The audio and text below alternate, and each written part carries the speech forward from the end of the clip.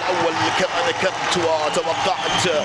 واضح كان الهدف. إذا الفرحة بأتى الرجعي كما ذكرت. هذا هو الهدف الأول لفريق نيوم، سجل الهدف في أقل من 10 دقائق. إذا الهدف الأول حضر لرومانينيو.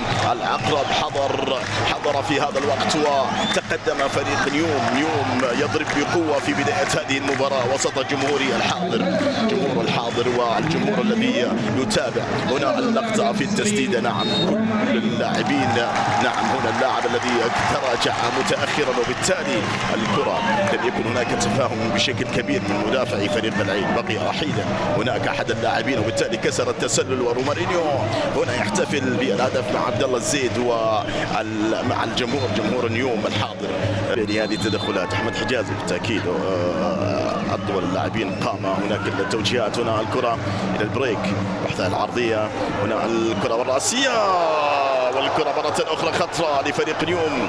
الحجازي تعود الكرة في التمريرة من سميتو والرأسية والحارس سلافيشا. ممتاز سلافيشا.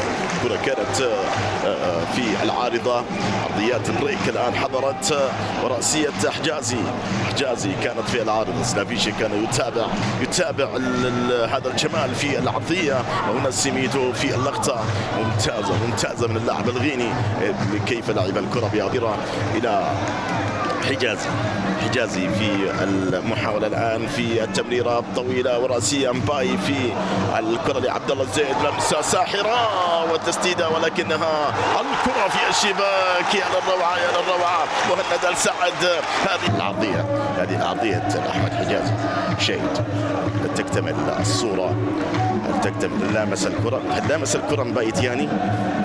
إذا لمس الكرة هو تداخل، لم يلمس الكرة هو تداخل. كان هذا التداخل مهما في تعطيل المدافع في استخلاص الكرة وإبعاد الكرة بشكل ممتاز. أعتقد أن القرار لدى الحكم، لا نستطيع الخوض في أكثر من ذلك أو إعطاء رأي في هذه اللقطة. الحكم هو من سيقرر شارك في إعاقة تحرك المدافع. هذه اللقطة إذا هل يلغى الهدف أم أن الهدف؟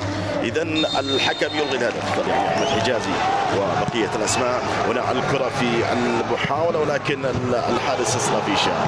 هنا مبايت ينقل الكرة الطويلة لكنها إلى خارج أرضية الملعب. الجندل بعد ذلك على فريق الجبيل كذلك رباعية لا شيء. هذه الانتصارات. هنا التمريرة رائعة لفريق العين ولكن الكرة المقطوعة. فريق العين يقترب الآن. قلت بأن هذا الفريق رائع لكن هناك إثار واضح. القرار لدى مصطفى ذنين في المتابعة والحكم تقنية الفار الحديث عن مشعل الشهري وكذلك ماهر هادي اللي يمنحون العين في ركلة الجزاء في هذه اللقطة. الإثارة ستكون مع نهاية الشوط الأول وقبل النهاية في الوقت الضايع. العين الآن ينتظر، جمهور العين ينتظر وحتى جمهور نيوم. إذا هنا اللقطة إلى ركلة جزاء لصالح فريق العين. هنا البطاقة أيضا حمود الشمري يطالب بالبطاقة. هذا النجم الذي قدم الكثير والكثير. إذا في الشوط الأول بطاقة صفراء للاعب أحمد حجازي. مواسم سابقة علي البحث أكثر لكن نشاهد نواف ومصطفى ملائكة، نواف الصبحي، نواف وهدف التعديل. العين يسجل هدف التعديل من نقطة الجزاء. رائعة نواف الصبحي قلب الأسد. الهدف التعادل إذا لفريق العين نواف الصبحي ومصطفى ملائكة الذي استقبل الهدف بهذه التسديدة. إذا الفريق الذي قدم أداء عاليا رفيعا بالنسبة لفريق العين في هذا الشوط. الفريق الأصفر الذي ظهر بقوة في الشوط وخاصة بعد مضي نصف ساعة. كان في بداية المباراة ربما هناك ارتباك على مستوى فريق العين في وسط الميدان في خط المقدمة لا يتواجد الهجوم لكن بعد ذلك نشط فريق العين في ملعب فريق نيوم واستطاع التسجيل. هدف التعادل رائع نواف الصبحي كعادة هذا النجم في ركلات الجزاء التي يسددها عادة ويسجل الكرة في الشباك. اللاعب مدافع نعم نواف الصبحي. سلمان الفرج يترك الكرة لمحمد البريك. الكرة العرضية حجازي في الرأسية لكن التسلل موجود. دفاعات فريق العين كانت قد تقدمت لأن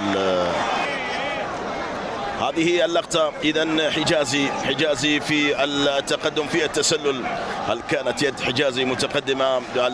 العائد في اللقطة نشاهد هذه اللقطة، نشاهد الخط الأحمر الأخير هناك في المنتصف، هناك خط أحمر خاص. نشاهد اللقطة تقدم اللاعب في هذا الدوري. وكنت وصفت الفريق بأنه الفريق الذي لا يمكن التنبؤ بما سيفعل هنا. الكرة إلى خارج أرضية الملعب. من الحكم ماذا يقرر؟ الإثارة موجودة. هذه اللقطة والسقوط بعد ذلك. رأسية حجازي الذي يطالب بأن هناك دفع، بالتالي كان التدخل ما بينه وبين نواف الصبحي.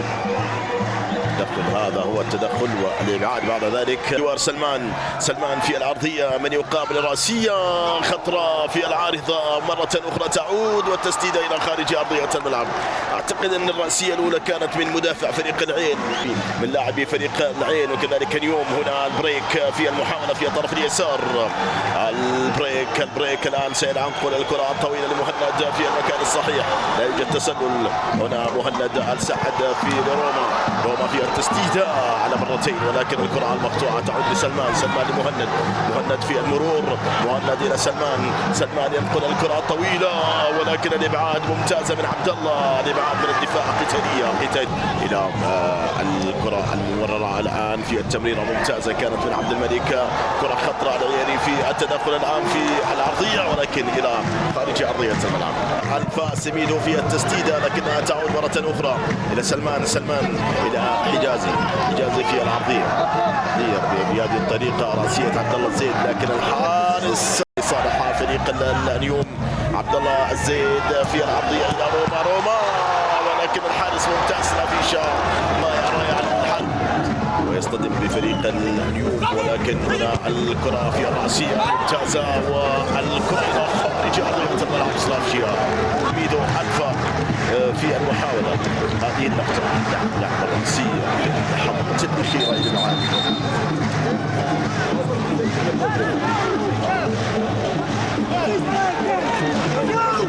في الدخول الآن عبد الملك تعود إلى روما أو لعبد الله الزيد في العرضية.